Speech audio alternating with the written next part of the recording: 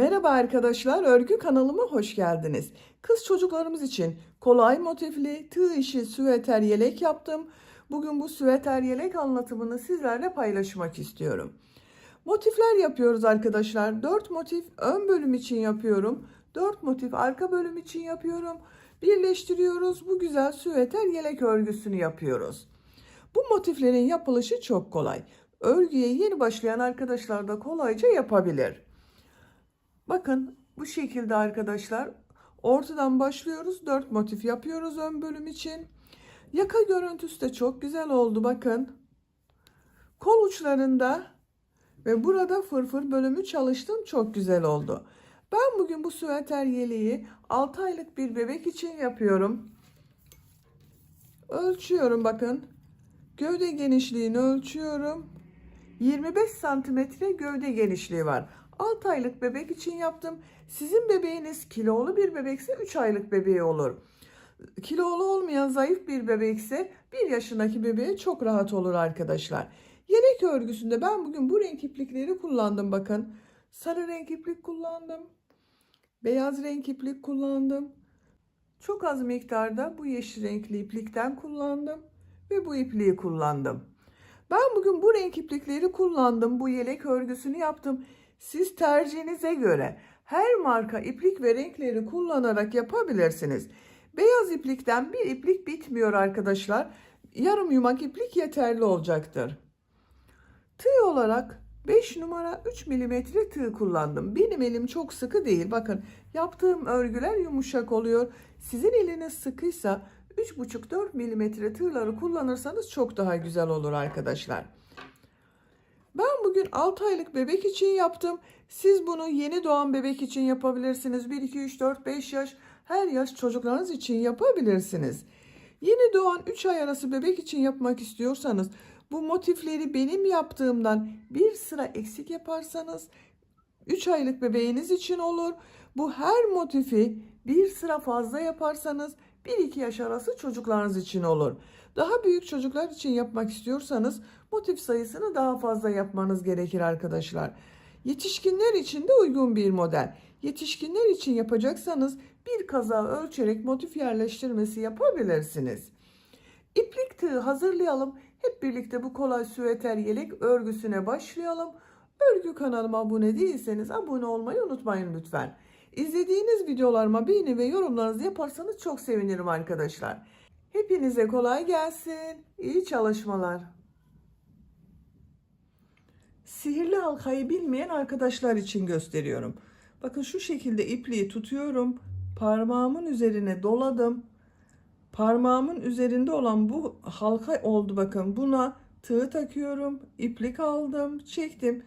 Bu halkayı parmağımdan çıkarıyorum. Zincir yaptım, sağlamlaştırdım. 2 zincir yapıyorum. Tığ üzerine iplik alıyorum. Sihirli halka içine 16 trabzan yapıyorum.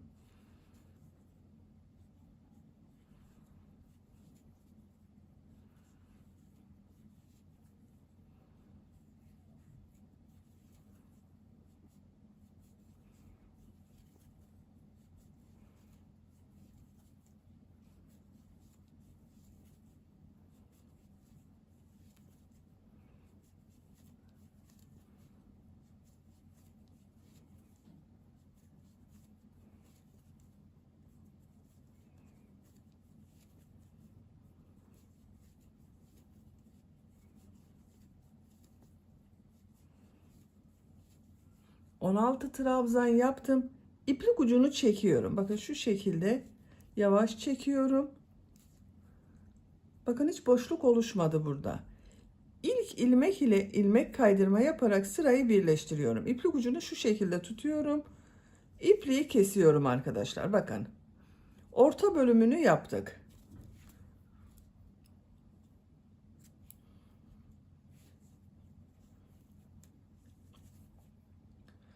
Sarı renkli iplik ile devam ediyorum.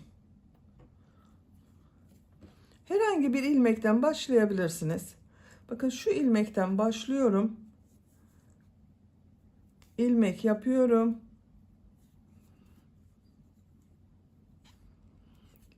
2 zincir yapıyorum. Tığ üzerine iplik alıyorum. Aynı ilmek içine bakın şu şekilde trabzan yapıyor gibi yaptım.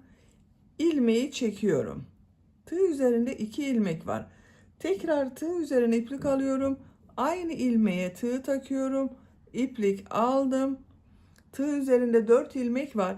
İkisini içinden çekiyorum. 3 ilmek kaldı bakın. Üçünü birlikte çekiyorum. Bir zincir yapıyorum. İkinci ilmeğe de aynı şekilde model yapıyorum.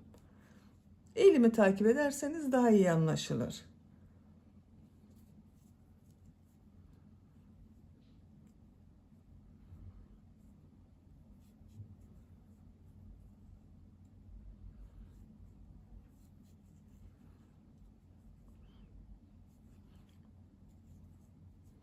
Bir zincir yapıyorum arada.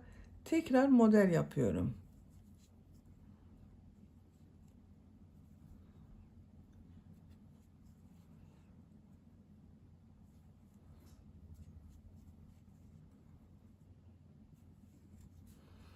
Bir zincir yapıyorum. Model yapıyorum yine.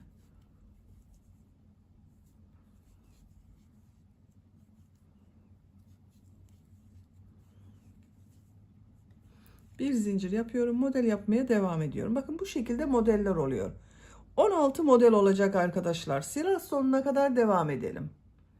Sıra sonuna kadar modelleri yaptım. Bir zincir yapıyorum.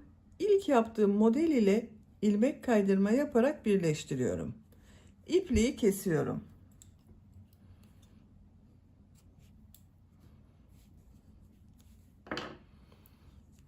Bakın sayıyorum. 2, 4, 6, 8, 10, 12, 14, 16 model oldu. Şimdi yeşil renkli iplik ile 3. sıraya devam ediyorum.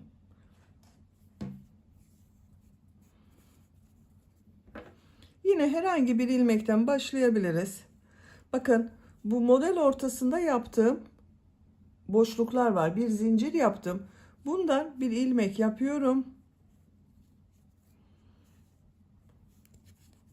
2 zincir yapıyorum. Tığ üzerine iplik alıyorum. Bu modellerin aynısını yapacağız arkadaşlar. Bakın aynı modeli yapıyorum.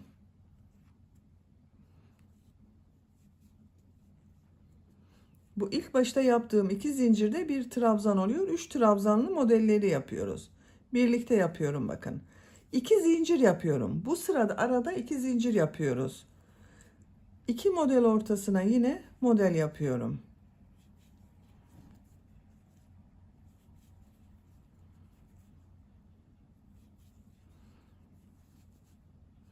İki zincir yapıyorum. 2 model ortasına model yapıyorum.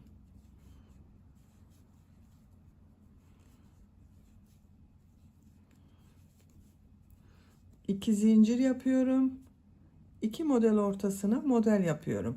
İplik ucunu da içinde tutuyorum bakın, kaybediyoruz.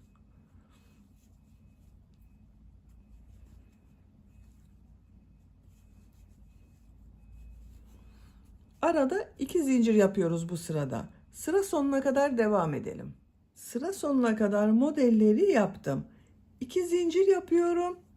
İlk yaptığım model ile bakın bu ilmek ile ilmek kaydırma yaparak birleştiriyorum. İpliği kesiyorum.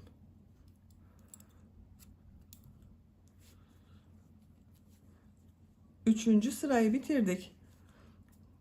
Bakın ilk sırada trabzan yaptım. İkinci ve üçüncü sırada modeller yaptım. İkinci sırada arada bir zincir yaptım. Üçüncü sırada arada 2 zincir yaptım. Buraya kadar bakın yuvarlak bir motif elde ettik. Dördüncü sıradayız. Dördüncü sıradan itibaren artık bu yuvarlak motifi kare motif, 4 köşesi olan bir motif yapacağız. Beyaz renkli iplik ile devam ediyorum.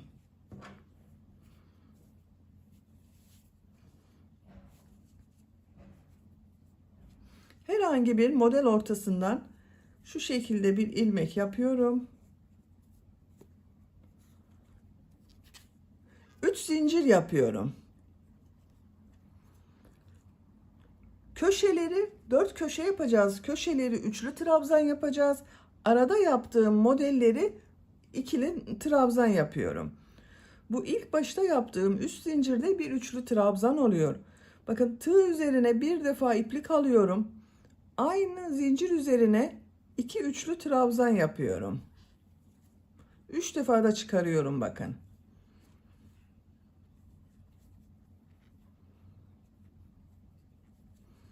2 üçlü trabzan yaptım. 3 zincirle birlikte 3 trabzan oldu. Tığ üzerine iplik alıyorum. Bu iki model ortasına 3 trabzan yapıyorum. 2 defa da çıkardığım trabzan yapıyorum. 1 2 3. Sadece bu köşelerde üçlü trabzan yapıyoruz. Diğerleri modelleri ikili trabzan yapıyorum. Tığ üzerine iplik alıyorum. Model ortasına 3 ikili trabzan yapıyorum.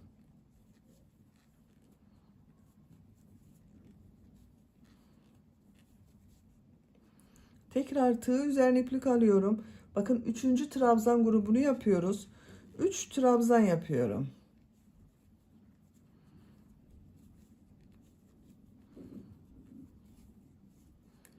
Köşeden sonra bakın 1 2 3 yere trabzan yaptım. Üçlü trabzanlar yaptım. Üçlü gruplar halinde bakın. Tekrar tığ üzerine bakın bir defa iplik alıyorum. Bu model arasına üçlü trabzan yapıyorum. 3 üçlü trabzan yapıyorum. 2 zincir yapıyorum. 3 üçlü trabzan yapıyorum.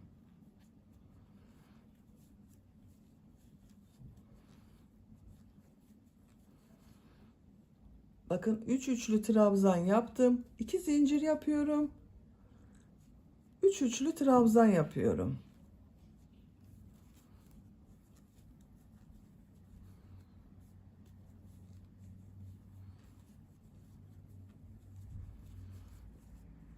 Bir, iki, üç. 2 zincir yaptım. 1, 2, 3. Üçlü trabzan yaptım. Bakın diğer köşeyi de yaptık. Bu ilk başta yaptığımız bir köşenin yarısı arkadaşlar. Sıra sonunda bunu tamamlayacağız. 3 üçlü trabzan, 2 zincir, 3 üçlü trabzan görüntüsü olacak. Tığ üzerine iplik alıyorum. Bu model ortasına 3 trabzan yapıyorum.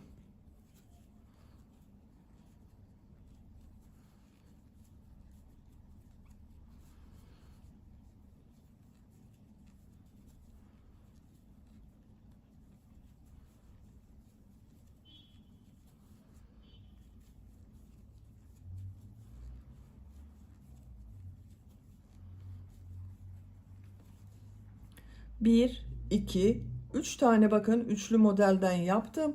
Tığ üzerine iplik alıyorum. Üçüncü köşeyi yapıyoruz. 3 üçlü trabzan, 2 zincir, 3 üçlü trabzan yapıyorum.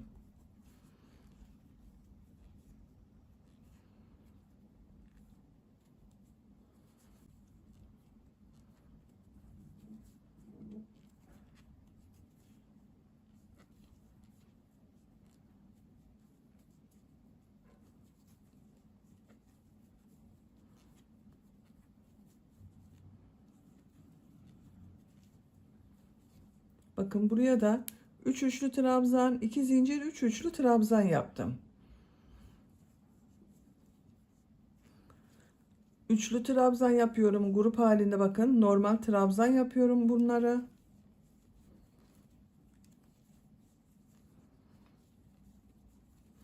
Üç yerde 3 trabzan yapıyoruz. Köşelerde 3 üçlü trabzan yapıyoruz.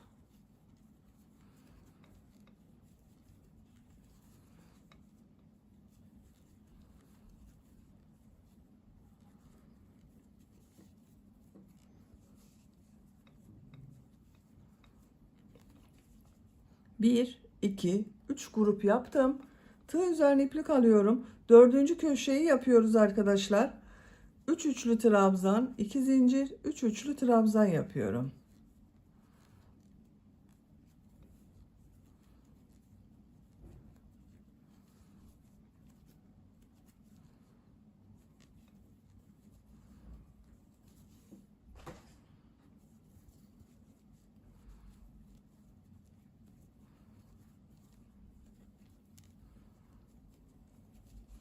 Bakın bu köşeyi de yaptım. Bu 3 yere 3 tane trabzan yapıyorum.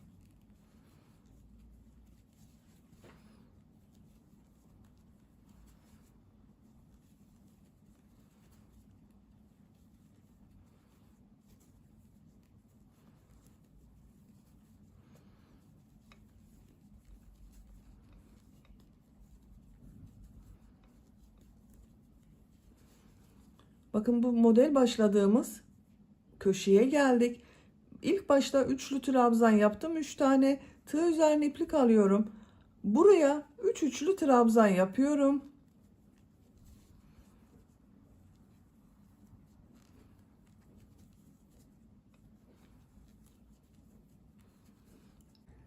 Tığ üzerine iplik alıyorum. Sıra başında yaptığım 3 zincirin bakın 3. zincire tığ takıyorum. İplik aldım. Hepsini içinden bir defa da çekiyorum. Son köşeyi yaptık. Beyaz renkli ipliği kesiyorum.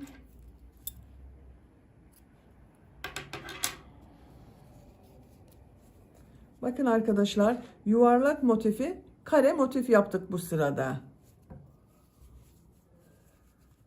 4 köşe oluştu bak. 1, 2, 3, 4. Bakın 4 köşe oluşturduk. Şimdi sarı renkli iplik ile devam ediyorum. Herhangi bir köşeden başlayabilirsiniz. Bakın bu köşeden başlıyorum. İlmek yaptım. 3 zincir yapıyorum. Bu köşeye 2 trabzan yapıyorum. Artık köşeleri de trabzan yapıyoruz. Üçlü trabzan yapmıyorum. Bakın sıra başında yaptığım 3 zincir ile birlikte 3 trabzan oldu. Burası köşe olacak arkadaşlar. Köşenin devamında sıra sonunda 3 trabzan yapacağız. Bu boşluğa 3 trabzan yapıyorum.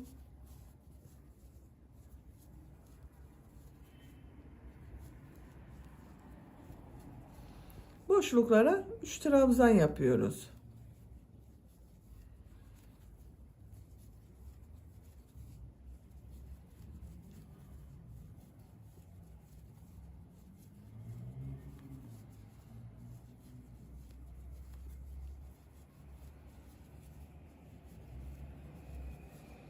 Bakın köşeye geldim. Bu köşeye 3 trabzan, 2 zincir, 3 trabzan yapıyorum.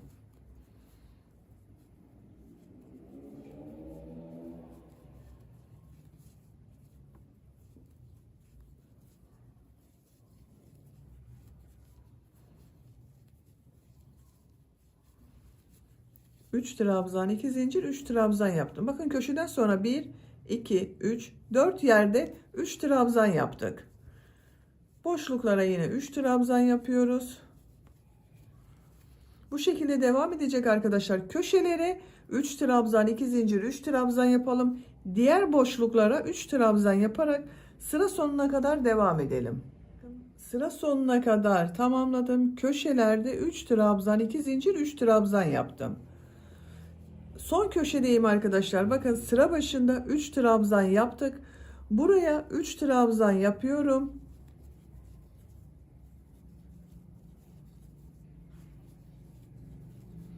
Tığ üzerine iplik alıyorum. Burada 3 zincir yaptım. 3. zincire tığ takıyorum. İlmek aldım. Hepsini içinden çekiyorum. İpliği kesiyorum.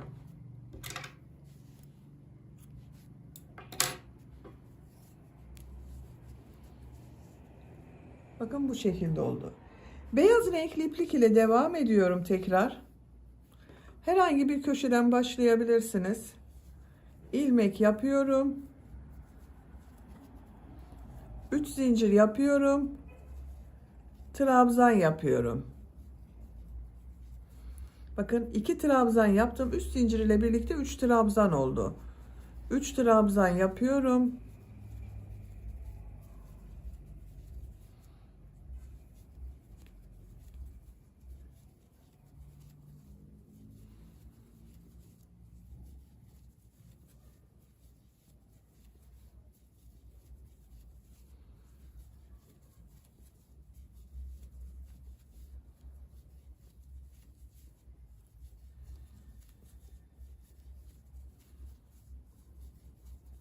Bakın köşeye kadar tamamladım.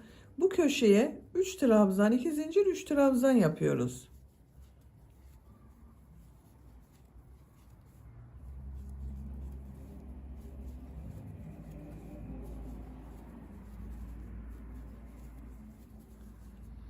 Üç trabzan yapıyorum.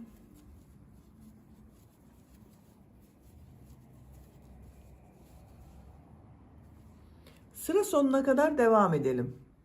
Sıra sonuna kadar tamamladım. Sıra sonunda bakın son köşeyi de 3 trabzan yapıyorum. Tığ üzerine iplik alıyorum. Zincir ilmeğine tığ taktım. Hepsini birlikte çekiyorum. İpliği kesiyorum.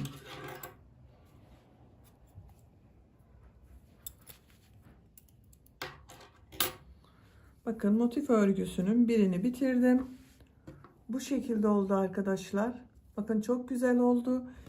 Aynı motiften bir tane daha hazırlayalım. Ben hazırladım. Bakın diğer motif örgüsünde hazırladım. 1, 2, 3 kenarını yaptım. Son kenarı yapmadım. Son kenarı bu motif ile birleştireceğiz. En son bakın buraya köşeye 3 trabzan yaptım. Bir zincir yapıyorum. Diğer motifin köşe zinciri var bakın burada. İplik alıyorum, ilmek kaydırma yapıyorum. Bir zincir yapıyorum. Buraya 3 trabzan yapıyorum.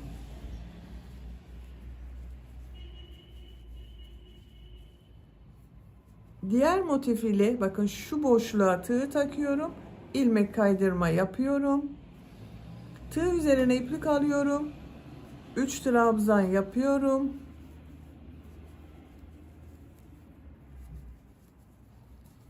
Diğer motif ile ilmek kaydırma yaparak birleştiriyorum.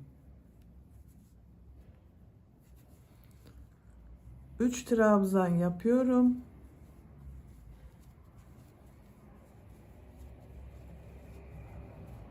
Diğer motif ile ilmek kaydırma yapıyorum. 3 trabzan yapıyorum.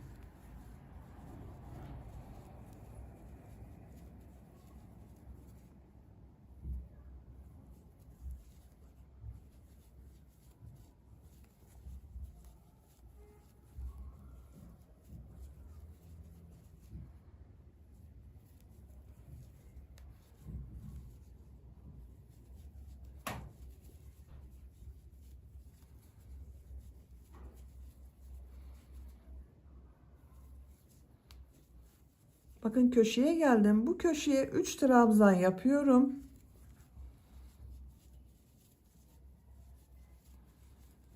Bir zincir yapıyorum.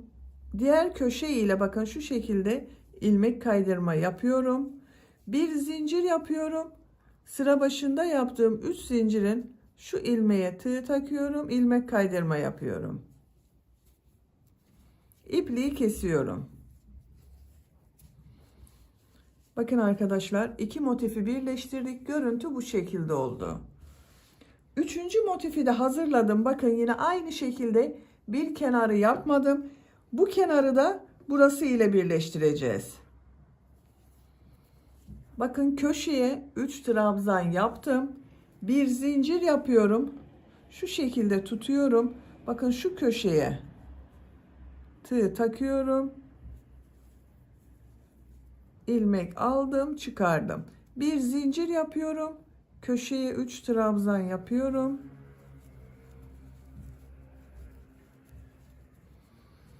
Motif ile birleştiriyorum. Bakın şöyle düzgün gelmesine dikkat edelim arkadaşlar. Şu şekilde birleştiriyoruz. 3 trabzan yapıyorum.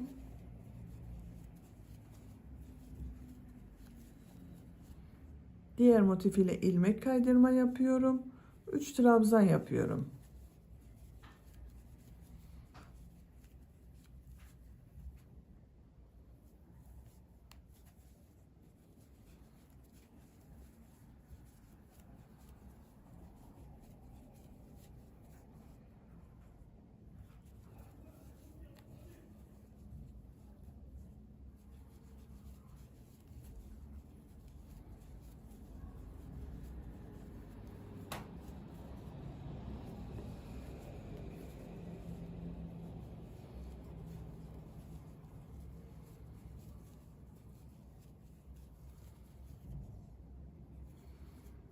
Bakın köşeye geldim yine. Buraya 3 trabzan yapıyorum. Bir zincir yapıyorum. Bakın bu iki köşeyi birleştirdiğim bir ilmek var. Şu ilmek ile birleştireceğiz.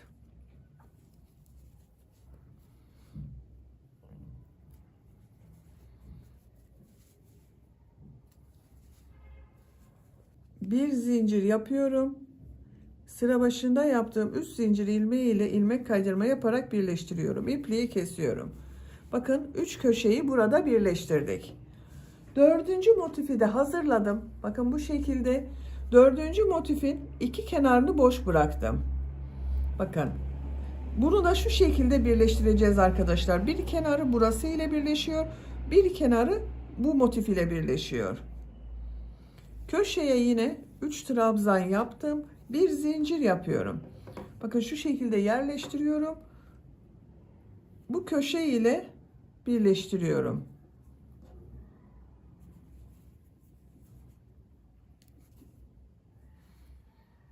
Buraya 3 trabzan yapıyorum.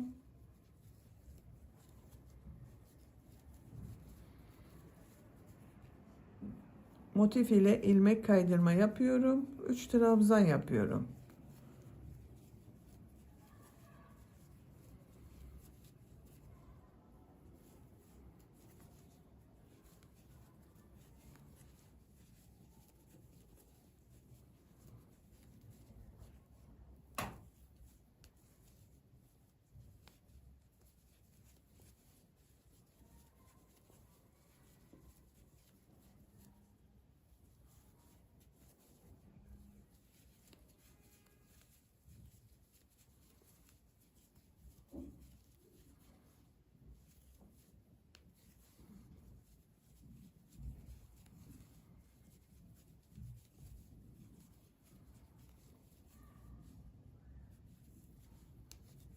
Bakın köşeyi yapıyorum. Köşeye 3 trabzan yapıyorum.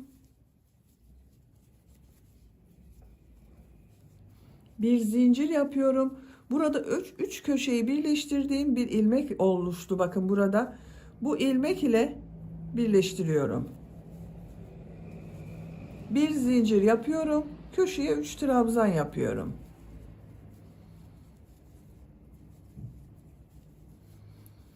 Bakın diğer motif ile bakın şu şekilde yerleştirerek bakarsanız daha iyi anlaşılır.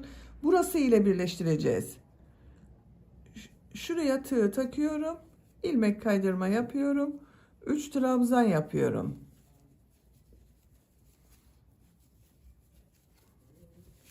Bakın 4 köşeyi birleştirdik arkadaşlar. Sıra sonuna kadar devam edelim. Köşeye kadar birleştirmeyi tamamladım. Bu köşeye 3 trabzan yapıyorum.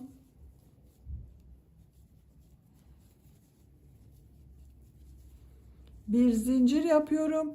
Diğer köşe ile birleştiriyorum. İlmek kaydırma yapıyorum. Bir zincir yapıyorum. Sıra başında yaptığım 3 zincir ilmeği ile ilmek kaydırma yapıyorum. İpliği kesiyorum.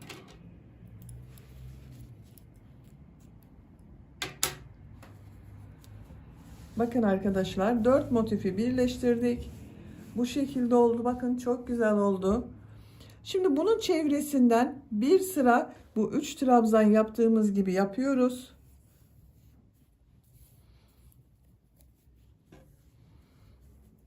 Beyaz renkli iplik ile devam ediyorum. Bakın bu köşeden başlıyorum.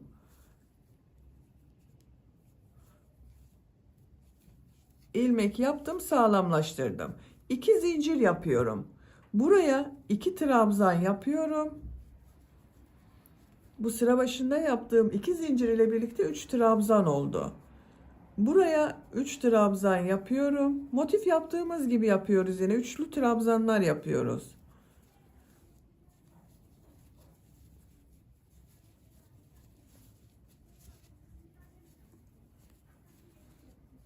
Bütün boşluklara 3 trabzan yapıyorum.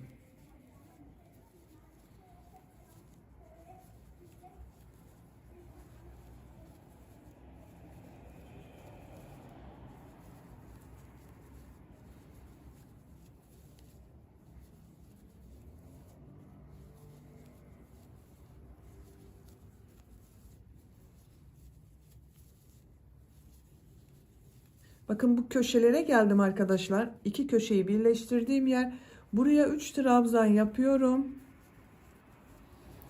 Buraya 3 trabzan yapıyorum. Bakın köşelere 3 trabzan yaptım. Diğerlerine devam ediyorum. Köşeye kadar devam edelim. Köşeye kadar bakın tamamladım. Bu köşeye 3 trabzan, 2 zincir, 3 trabzan yapıyorum. Aynı bir motif yapıyor gibi daha büyük bir motif oluşturuyoruz. 3 trabzan, 2 zincir, 3 trabzan yapıyorum.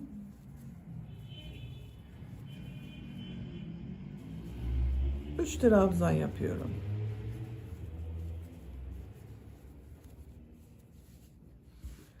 Buraya da 3 trabzan, 2 zincir, 3 trabzan yapalım.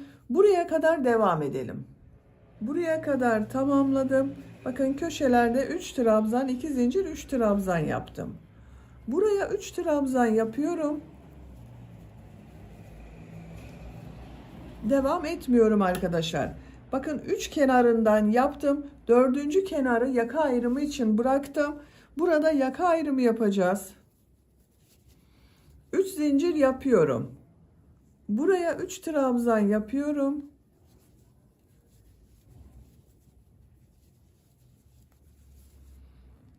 Buraya 3 trabzan yapıyorum.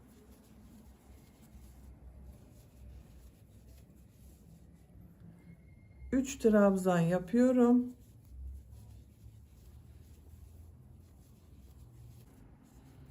Bir, iki, üç yerde bakın 3 trabzan yaptım. Buraya bir trabzan yapıyorum. Örgüyü çeviriyorum. 3 trabzan yapıyorum. Buraya 3 trabzan yapıyorum bakın. Bu sıra başında yaptığım zincirle birlikte 3 trabzan olacak. 3 trabzan yapıyorum.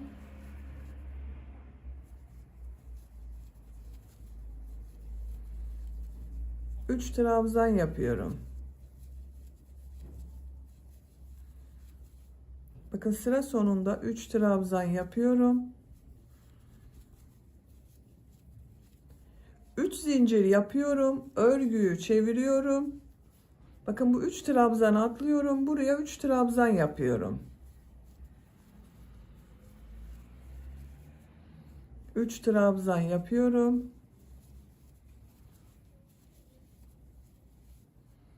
3 trabzan yapıyorum.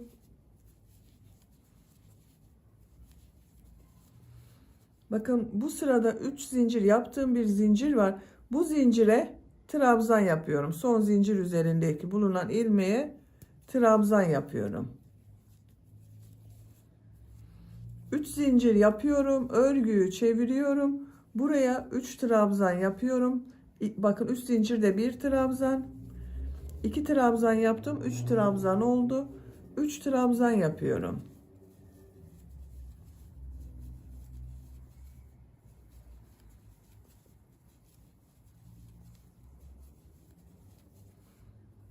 Üç trabzan yapıyorum. 3 zincir yapıyorum. Örgüyü çeviriyorum. Bakın 3 trabzan atlıyorum. Buraya 3 trabzan yapıyorum.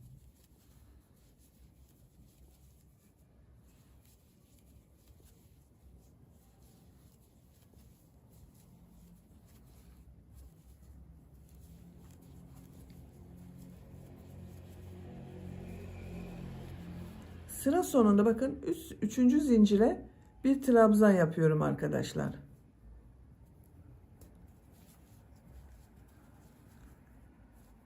3 zincir yapıp örgüyü çeviriyorum. 3 trabzan yapıyorum. Birkaç sıra bu şekilde devam edelim. Yaka bölümü yapacağım ölçü için tamamladım. 1, 2, 3, 4, 5, 6, 7, 8, 9 sıra yaptım. İpliği kesiyorum.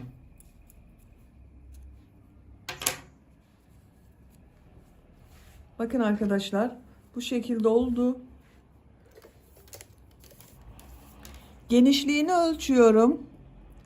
5 santimetre. Yüksekliğini ölçüyorum. 7 santimetre yaka yüksekliği var. Benim yapacağım ölçü için yeterli. Siz daha küçük bebek için yapıyorsanız bunu 1-2 sıra eksik veya 1-2 sıra fazla yapabilirsiniz tercihinize göre arkadaşlar.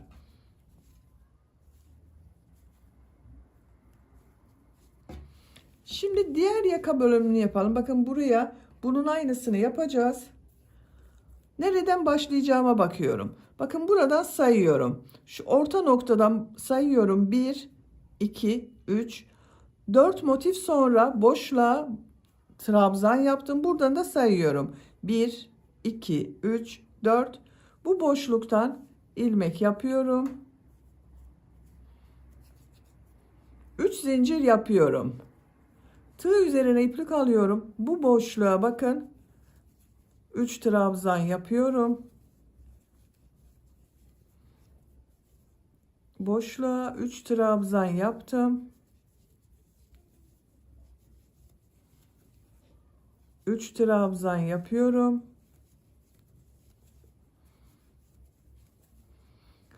Tığ üzerine iplik alıyorum. Sıra sonunda bakın burada 3 zincir yaptım. Bu 3. zincire trabzan yapıyorum. Bakın iki tarafın aynı olması gerekiyor arkadaşlar. Burada da bakın sıra başında boşluk var. Sıra sonunda boşluk var. Ortada 1, 2, 3 yerde 3 trabzan yaptım. Bakın bu da aynı oldu. 3 zincir yapıyorum. Örgüyü çeviriyorum. Bu ilk boşluğa 2 trabzan yapıyorum. 3 zincir ile birlikte 3 trabzan oldu. 3 trabzan yapıyorum.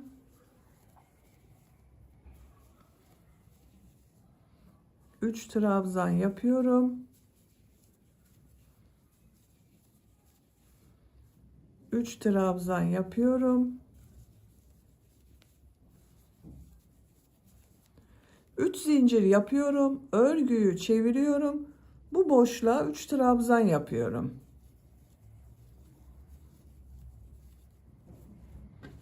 Bakın burası yaka boşluğu olacak arkadaşlar. Bu yaka örgüsünü kaç sıra yaptıysanız bunu da aynı şekilde tamamlayalım.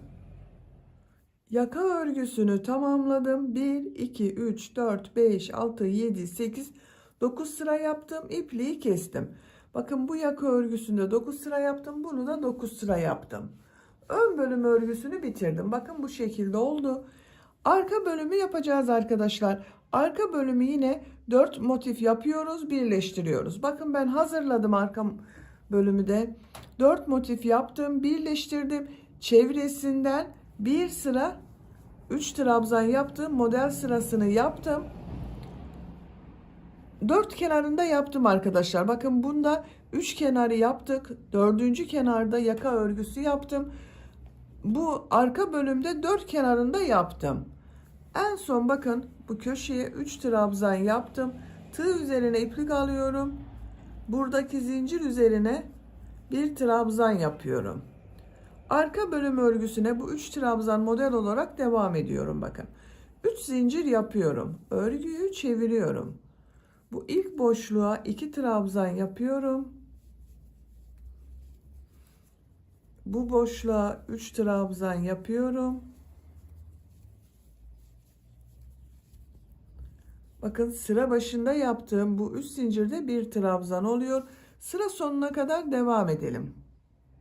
Sıra sonuna kadar tamamladım. Bu boşluğa da 3 trabzan yapıyorum.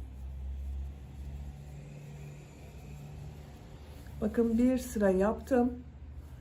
3 zincir yapıyorum. Örgüyü çeviriyorum. Boşluklara yine 3 trabzan yapıyorum.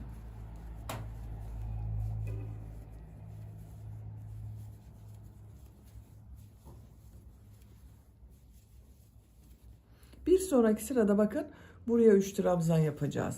Arka bölümü örgüsü bu şekilde devam edecek arkadaşlar. Bu sırayı tekrarlayacağız. Ön bölümü siz kaç sıra yaptıysanız bu yaka örgüsünü arka bölümü bir sıra eksik yapacağız. Bu sarı renk iplik ile yaptığımız sıradan sonra sayarsanız daha kolay sayılır arkadaşlar.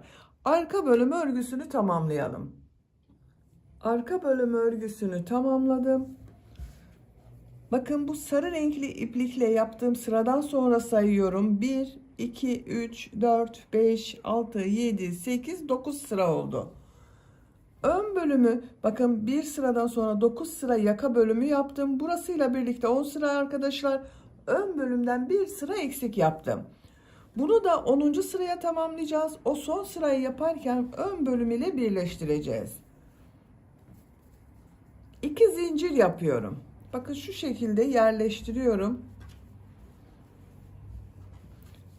Ön ve arka bölümlerin bakın düzgün gelmesine dikkat ediyorum. Örgünün ters tarafı burası, düz tarafı burası bakın. Düz taraftan birleştiriyoruz. Bakın 2 zincir yaptım. Tığ iplikten çıkardım. Şu ilmeğe tığ taktım. İplik aldım. İlmek kaydırma yaptım.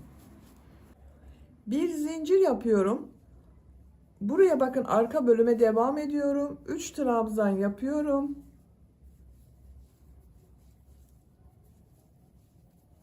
Motifleri birleştirdiğimiz gibi bakın burayı birleştireceğiz. Bu ilmeğe bakın boşluğa tığ takıyorum. İlmek kaydırma yapıyorum. 3 trabzan yapıyorum.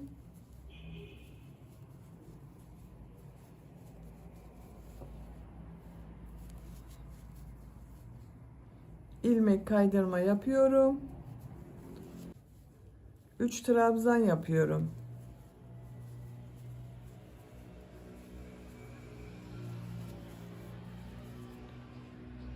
İlmek kaydırma yapıyorum. 3 trabzan yapıyorum.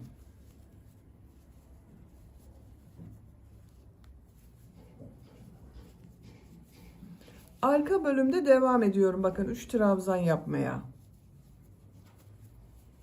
Ön bölümü birleştirdik. Bakın ön ve arka bölümü burada birleştirdik. Görüntüsü bu şekilde oldu.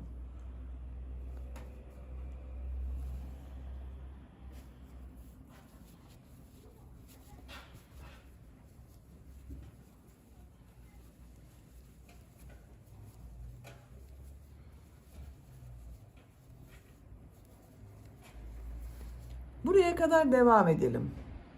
Buraya kadar arka bölümü tamamladım. Bakın ön bölümde 1, 2 boşlukları da sayıyorum, modelleri de sayıyorum arkadaşlar. Bakın 1, 2, 3, 4, 5, 6, 7. Arka bölümde de bakın 1, 2, 3, 4, 5, 6, 7 model yeri kaldı. Buraya kadar tamamladım. Şimdi bunu birleştireceğiz. Bakın bu ilmek ile burada bir trabzan yaptım. Bu ilmek ile ilmek kaydırma yapıyorum. Tığ üzerine iplik alıyorum. Buraya 3 trabzan yapıyorum. Bakın arka bölümde devam ediyorum.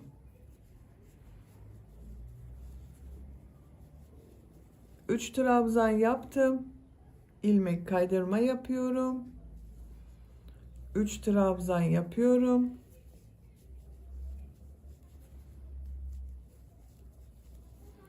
İlmek kaydırma yapıyorum. 3 trabzan yapıyorum.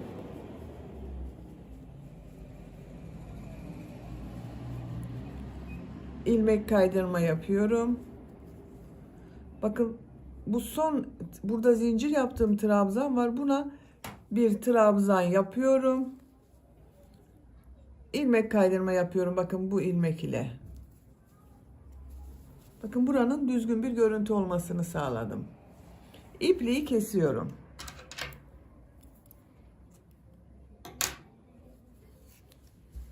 Bakın arkadaşlar yaka bölümünün örgüsü bu şekilde oldu. Çok güzel oldu. Şimdi yan bölümlerden birleştireceğiz. Kol bölümlerini ayıralım. Bakın kol için işaret yapıyorum. Sıraları sayıyorum. Bakın bu model yaptığım sıraları sayıyorum. 1, 2, 3, 4, 5, 6, 7, 8, 9, 10, 11, 12, 13, 14, 15, 16, 17. Bakın buraya işaret yapıyorum. Arka bölümden de aynı şekilde yapıyorum. Bakın 2, 4, 6, 8, 10, 12, 14, 16, 17. Bakın bu boşluğa işaret yapıyorum. Diğer tarafta da arkadaşlar bakın bu birleştirme yaptığım yerden sayıyorum. 2, 4, 6, 8, 10, 12, 14, 16, 17.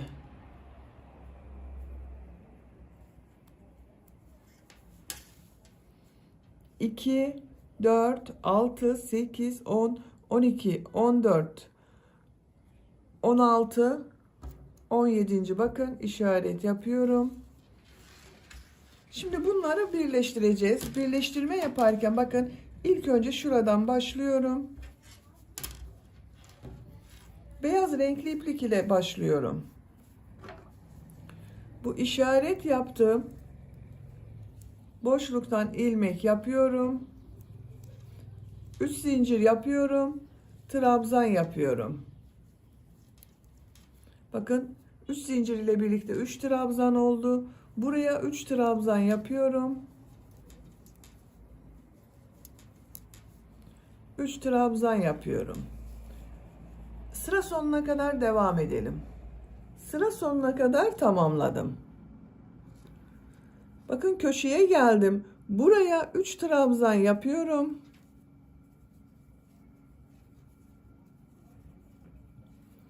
Şimdi diğer taraf ile birleştireceğiz arkadaşlar. Bakın.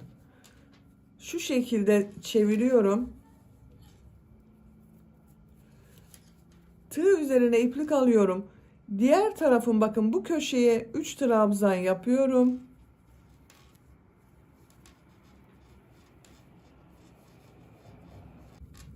Üç trabzan yaptım. Şimdi burada yaptığım sıra ile birleştiriyorum arkadaşlar. Bakın bu ilk boşluğa ilmek kaydırma yapıyorum. Tığ üzerine iplik alıyorum. Bu boşluğa 3 trabzan yapıyorum.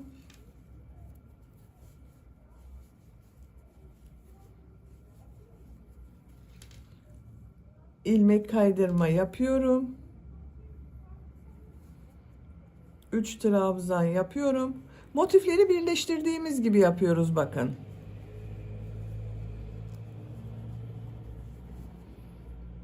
İlmek kaydırma yapıyorum. 3 trabzan yapıyorum. Birleştirme yaptığım yerin görüntüsü bu şekilde. Bu işaret yaptığım yere kadar devam edelim. İşaret yaptığım yere kadar birleştirdim. Bakın birleştirdiğim yerin görüntüsü bu şekilde. Bu işaret yaptığım boşluğa 3 trabzan yapıyorum.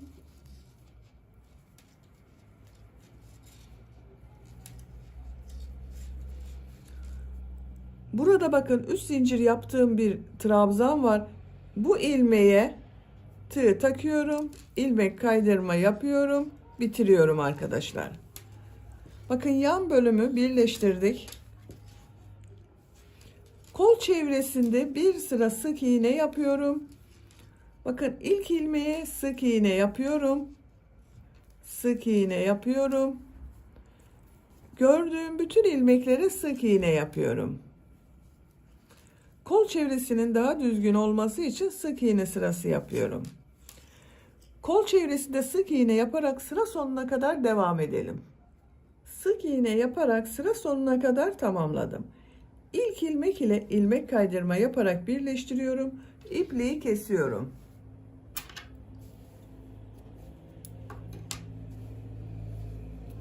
Bakın arkadaşlar kol çevresinde bir sıra sık iğne yaptım. Düzgün bir görüntü elde ettim. Diğer tarafı da aynı şekilde hazırladım. Bakın burada yaptığım gibi çevresinden 2 sıra yaptım. Kol çevresinden bir sıra sık iğne yaptım. Siz de aynı şekilde burayı yaptığımız gibi diğer tarafı da yapabilirsiniz. Yaka örgüsünde de bir sıra sık iğne yapıyorum. Bu ilmekten bir ilmek yapıyorum. Sık iğne yapıyorum. Sık iğne sırası yapıyoruz. Bakın şu şekilde trabzan boşluğuna sık iğne yapıyorum. İlmeğe sık iğne, sık iğne.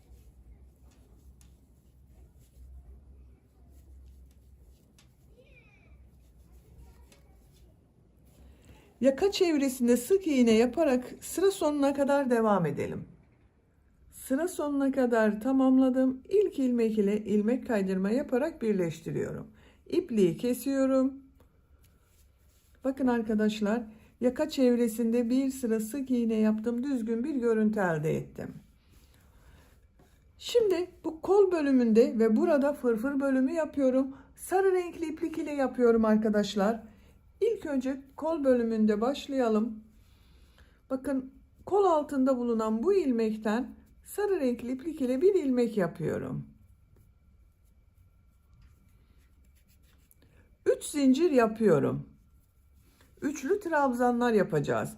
Tığ üzerine 2 defa iplik doluyorum. Aynı ilmek içine 2 üçlü trabzan yapıyorum. Bakın, 3 defa da çıkarıyorum trabzanı.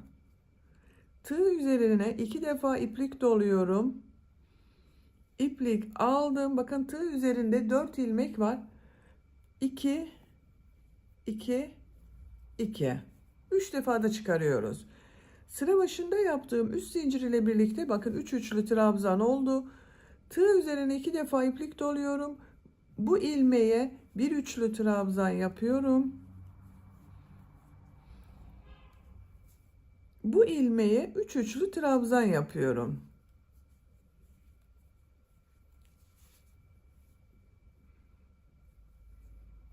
Bakın, aynı ilmek içine 3 tane üçlü trabzan yapıyoruz.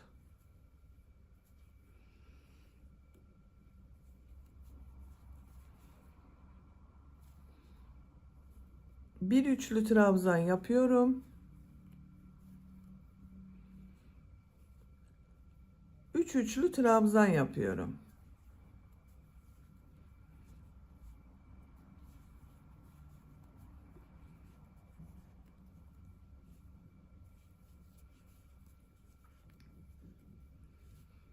Bir üçlü trabzan yapıyorum. Bakın, bu şekilde oluyor. Bir ilmeğe 3 üçlü trabzan yapıyoruz. Bir ilmeğe bir üçlü trabzan yapıyoruz. Sıra sonuna kadar devam edelim. Sıra sonuna kadar tamamladım. İlk ilmek ile ilmek kaydırma yaparak birleştiriyorum. İpliği kesiyorum.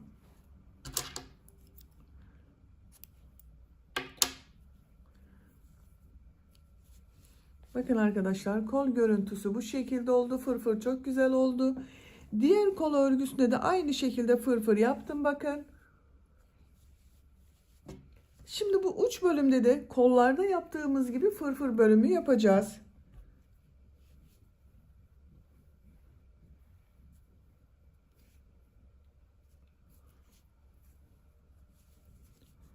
Bu birleştirme yaptığım ilmekten başlıyorum. Bakın, yan tarafta birleştirme yaptığım ilmek, şu şekilde bir ilmek yapıyorum. 3 zincir yapıyorum. Çok sıkı yapmıyorum zincirleri.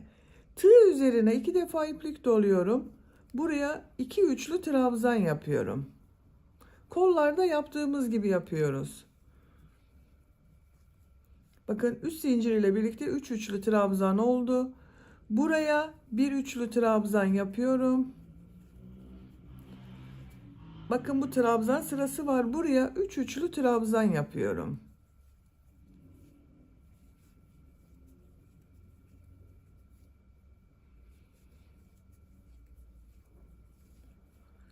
Bir üçlü trabzan yapıyorum. 3 üçlü trabzan yapıyorum.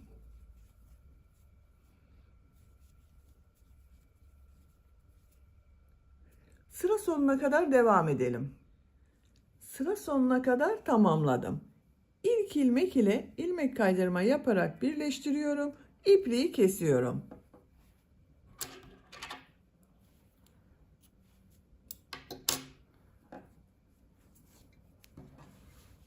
Bakın, bu şekilde oldu. Çok güzel oldu arkadaşlar.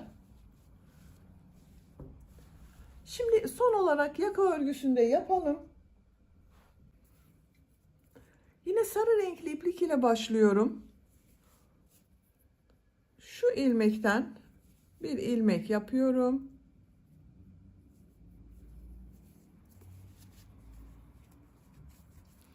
İki zincir yapıyorum. Aynı ilmek içine sık iğne yapıyorum. Minik pıtırcıklar yapacağız arkadaşlar. Bir ilmek atlıyorum. İkinci ilmeğe bir sık iğne, 2 zincir, bir sık iğne yapıyorum. Bir ilmek atlıyorum. Bir sık iğne, 2 zincir, bir sık iğne yapıyorum. Bir ilmek atlıyorum. Bir sık iğne, 2 zincir, bir sık iğne yapıyorum. Bakın görüntü bu şekilde oluyor. Yaka çevresinde modeller yaparak sıra sonuna kadar devam edelim. Sıra sonuna kadar tamamladım.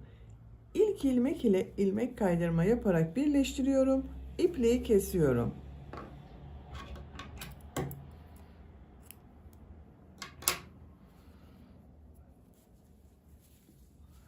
Bakın arkadaşlar, yaka görüntüsü bu şekilde oldu. Çok güzel oldu. Süveter yeleğin örgüsünü de bitirdim. Bakın.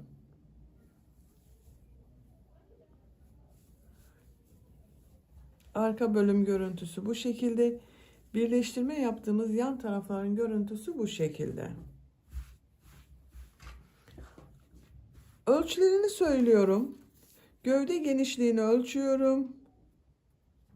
25 santimetre. Yüksekliğini ölçüyorum. 30 santimetre. Kol altından yüksekliğini ölçüyorum. 18 santimetre. Ben bugün 6 aylık bir bebek için yaptım. Bu şekilde oldu arkadaşlar. Bakın çok güzel oldu.